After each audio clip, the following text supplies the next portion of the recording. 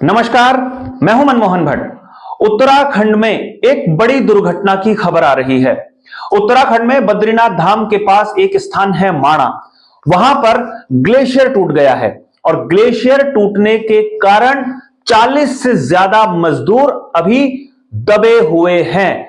बर्फ का पूरा तूफान चल रहा था जिस कारण यह ग्लेशियर टूटा है। आपको बता दें, उत्तराखंड में पिछले 2 दिन से मौसम लगातार खराब है और ऊंचाई वाले स्थानों पर बर्फबारी हो रही है। इस बर्फबारी के कारण ही ग्लेशियर टूटा है, एवलांच आना इसको कहा जाता है। और माणा क्षेत्र के आसपास जो ऊंचाई वाले क्षेत्र है वहां पर सड़क निर्माण का काम लगातार जारी था। बीआरओ बॉर्डर रोड ऑर्गेनाइजेशन यहां पर सड़क निर्माण के काम की जिम्मेदारी संभालती है। इसके अलावा भी जो निर्माण कार्य होते हैं उसे यहां पर बीआरओ के द्वारा देखा जाता है। आईटीबीपी और इंडियन आर्मी यहां पर तैनात रहती हैं। चूंकि यह सीमावर्ती क्षेत्र है और इसके उस तरफ, हिमालय के उस तरफ चीन की सरहद है, इसलिए सुरक्षा के लिहाज से आईटीबीपी और इंडियन आर्मी यहां पर होती है। फ्रंट पर आईटीबीपी तैनात होती है। यहां पर यह हादसा इसलिए ज्यादा खतरनाक हो गया क्योंकि एवलांच जब टूटा, ग्लेशियर जब टूटा, तो वो सीधा उन बैरक्स के ऊपर गिरा जहां पर आईटीबीपी के लोग तैनात होते हैं। आईटीबीपी ने जो बैरक्स बनाई हुई थी मजदूरों के लिए, तो करीबन 40 मजदूर अभी भी दबे हुए हैं। यह जानकारी औपचारिक रूप से दी गई है उत्तराखंड सरकार की तरफ से। आईटीबीपी और इंडियन आर्मी इसमें जो काम होते हैं बचाव के, उसमें लगी हुई है। एसडीआरएफ की जो उच्च हिमालय क्षेत्रों में काम करती है टीम, उसको रवाना नहीं किया जा पा रहा है क्योंकि भारी बर्फ ऊपरी क्षेत्रों में पड़ रही है और हेलीकॉप्टर्स उड़ान भरने में अभी असमर्थ हैं।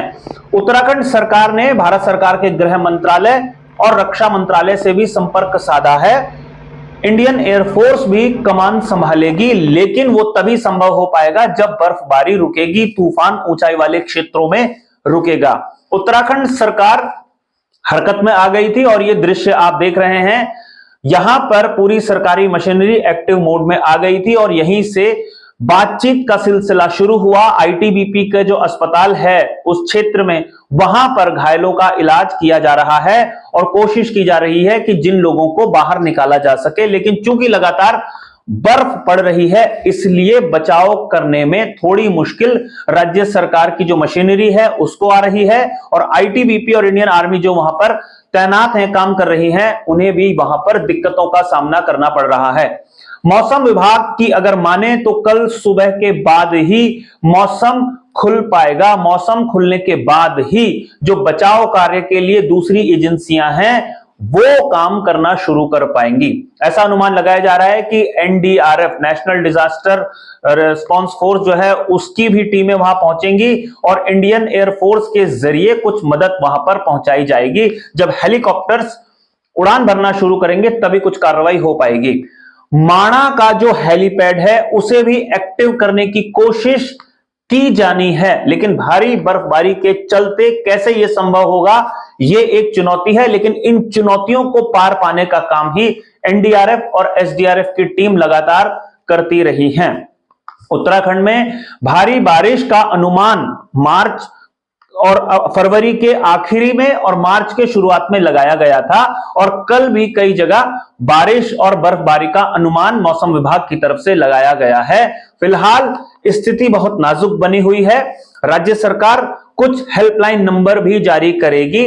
ये मजदूर किन किन राज्यों के हैं उसकी डिटेल अभी खंगाली जा रही है, लेकिन राहत किस तरीके से संपन्न होगी ये देखना काफी महत्वपूर्ण होगा। फिलहाल 40 से ज्यादा लोग अभी दबे हुए हैं। ये एक बड़ी खबर आ रही है और इन्हें बचाने के लिए कल सुबह तक का इंतजार राज्य सरकार को और तमाम प्रदेशवासियों को करना पड़ेगा। अभी के लिए साथियों इतना ही। नमस्कार।